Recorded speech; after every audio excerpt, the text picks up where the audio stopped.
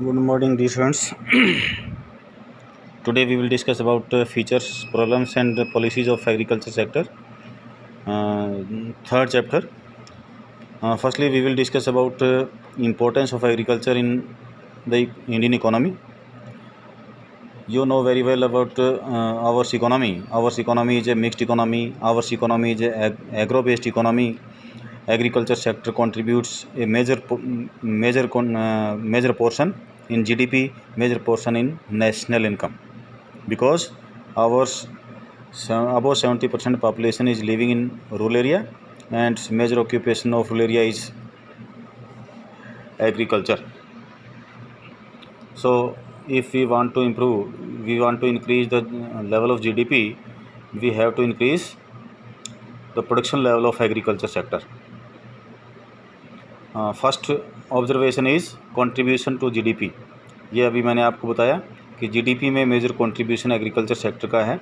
Time to time जो है GDP में कंट्रीब्यूशन इंक्रीज होता गया कि agriculture sector to GDP had been ranging between 51 to 17.4% for different years, कि 51% से 17.4% तक डिफरेंट टाइम पीरियड्स के अंदर कंट्रीब्यूशन रहा है.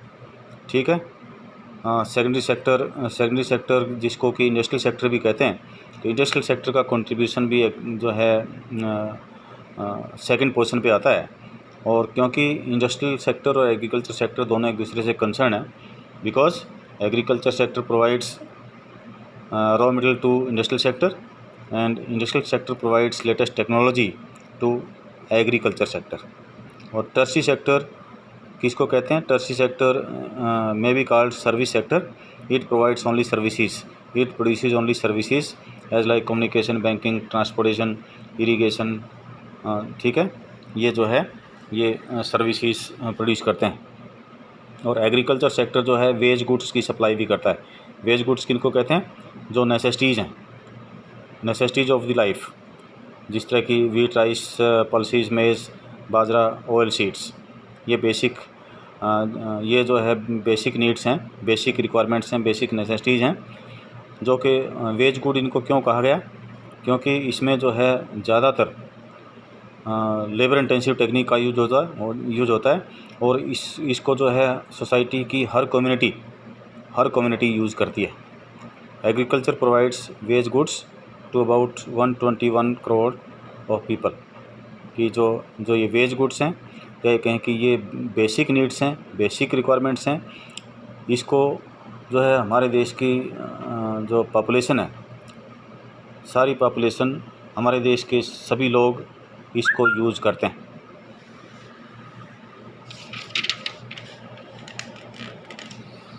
और अंडरस्टूड है कि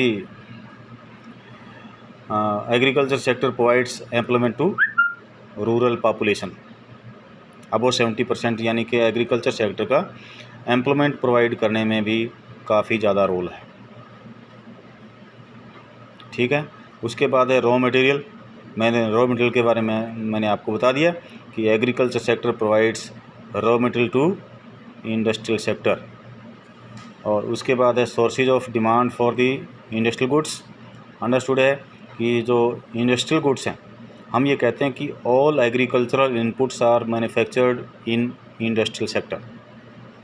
इसीलिए हम कहते हैं कि जो इंडस्ट्रियल गुड्स हैं, इंडस्ट्रियल गुड्स की एज लाइक मशीनरीज, इक्विपमेंट्स, इनकी इंडस्ट्रियल गुड्स की जो डिमांड है वो एग्रीकल्चर सेक्टर ही करता है. हम कह सकते हैं कि agriculture sector is source of demand for industrial goods. उसके बाद है contribution to international trade. Agriculture sector का अंडरस्टूड है कि एग्रीकल्चर सेक्टर का फूड ग्रेन्स के केस में, पल्सेस के केस में, जो है जूट और कॉटन के केस में, हम जो है हमारा एग्रीकल्चर सेक्टर का एक्सपोर्ट्स में काफ़ी कंट्रीब्यूशन है. फूड ग्रेन्स हम जो है एक्सपोर्ट्स भी करते हैं. और इसमें स्पेसिफिकली जो क्रॉप्स हैं वो क्या हैं जो जिनकी एक्सपोर्ट करते हैं? टी, जूट और cashew nuts, tobacco, coffee and spices. ये हम जो है एक्सपोर्ट्स जो है एक्सपोर्ट करते हैं इनका. उसके बाद है contribution to domestic trades. Understood है कि इंटरनल जो ट्रेड है, इंटरनल ट्रेड के अंदर भी, डोमेस्टिक ट्रेड के अंदर भी, स्टेट वाइज ट्रेड के अंदर भी जो है इसका एग्रीकल्चर सेक्टर का कंट्रीब्यूशन है। Agriculture also plays an significant role in countries' domestic trade. This is borne out by the fact that huge expenditure in India is incurred on the purchase of farm products. कि हमारी जो domestic trade है, domestic trade में agriculture sector का contribution बहुत ज़्यादा है। इसका मतलब क्या है, लोग अपनी टोटल इनकम का मेजर पार्ट जो है एग्रीकल्चरल प्रोडक्ट्स के ऊपर, फार्म प्रोडक्ट्स के ऊपर खर्च करते हैं, एक्सपेंड करते हैं। तो support to transport industry, understood है कि जो ट्रांसपोर्ट इंडस्ट्री है, ट्रांसपोर्ट इंडस्ट्री को सपोर्ट कौन करता है? एग्रीकल्चर सेक्टर करता है। एग्रीकल्चर सेक्टर जो है एग्रीकल्चर सेक्टर करता है। Indian offers crucial support to the transport industry, both railways and roadways. Railway और रोडवे दोनों ही जो है दोनों इसमें कंट्रीब्यूशन करते हैं। वेल्थ ऑफ नेशन, अंडरस्टूड है कि एग्रीकल्चर सेक्टर हमारी इकोनॉमी के लिए, हमारे नेशन के लिए वेल्थ का काम करती है। Highest rank in India besides capital worth crore rupees stage invested in major and minor irrigation projects. उसके बाद जो है बात आती है कि what are the features of Indian agriculture. Indian agriculture की फ़ीचर्स क्या हो सकती हैं? फर्स्ट फीचर है लो प्रोडक्टिविटी, पर एकड़ पर हेक्टेयर प्रोडक्टिविटी जितनी होनी चाहिए उतनी नहीं है। आवर्स पर एकड़ and per hectare productivity is very low in comparison of advanced countries. ये इसमें जो है दे दिया है कि इंडिया की 3.6 है, चाइना की 6.8 है, वियतनाम की 5.8 है और वर्ल्ड एवरेज 4.5 है। यानी कि हमारी जो राइस की प्रोडक्शन है वो वर्ल्ड एवरेज से भी कम है। वर्ल्ड एवरेज 4.5 है और हमारी 3.6 है। इसमें चाइना जो है, चाइना सबसे ऊपर है। वीट की जो एवरेज है इंडिया की 3.1 है, चाइना की 6.5 है, यूके की 9 है, वर्ल्ड एवरेज 3.3 है। तो हम कह सकते हैं कि हमारी प्रोडक्टिविटी ये 2014 तक के डेटाज हैं। उसके बाद है डिसगाइज्ड अनएम्प्लॉयमेंट। एग्रीकल्चर से कंसर्न एक अनएम्प्लॉयमेंट है डिसगाइज्ड अनएम्प्लॉयमेंट। डिसगाइज्ड अनएम्प्लॉयमेंट क्या होती है कि सपोज एक farmer has 2 hectare piece of land and he has 6 members in his family, all are engaged on this piece of land. If we withdraw 2 members out of this, there will be no effect on total production. These 2 members are called disguised unemployed and this situation is called disguised unemployment. तो agriculture में disguised unemployment भी मिलती है, seasonal unemployment भी मिलती है और it is depended upon rainfall. जहाँ पर परमानेंट मीन्स ऑफ इरिगेशन नहीं है वो रेनफॉल के ऊपर डिपेंड करती है। रेनफॉल अनसर्टेन है, जिस साल रेनफॉल अच्छी होती है उस साल फसल अच्छी होती है, अदरवाइज़ ना के बराबर होती है। सब्सिस्टेंस फार्मिंग, जो कुछ लोग जो है, कुछ फार्मर्स अपने सब्सिस्टेंस के लिए ही फार्मिंग करते हैं। Farming in India is subsistence oriented. It means primary objective कि एक फार्मर का प्राइमरी ऑब्जेक्टिव क्या है कि सबसे पहले वो अपनी फैमिली के लिए, फैमिली के सर्वाइवल के लिए वो प्रोड्यूस करे। उसके बाद जो है यानी कि फार्मर का जो आउटलुक है वो प्रोफेशनल नहीं है, वो जो है कमर्शियल नहीं है, प्रॉफिट अर्न करना नहीं है, उसका पर्पज़ सब्सिस्टेंस, सेल्फ सब्सिस्टेंस के लिए है। लैक ऑफ मॉडर्न इनपुट्स की जितनी अवेलेबिलिटी होनी चाहिए उतनी अवेलेबिलिटी नहीं है और जिस तरह के हाई यील्डिंग वैरायटी सीड्स हैं, पेस्टिसाइड्स हैं, फर्टिलाइज़र्स हैं और ट्रैक्टर्स, हार्वेस्टर्स, इनकी जो है सभी फार्मर्स तक पहुंच नहीं है और मॉडर्न इनपुट्स की कमी की वजह से जो पर एकड़ पर हेक्टेयर प्रोडक्टिविटी होनी चाहिए वो नहीं हो पाती है। स्मॉल होल्डिंग्स, हमारे पास जो होल्डिंग्स हैं, हमारे पास जो फार्म्स का जो साइज़ है वो काफ़ी छोटा है, वियर टियर सिचुएशन में है और जो है मशीनरी का यूज़ प्रॉपर तरीके से नहीं हो पाता है और एक फार्मर को जो है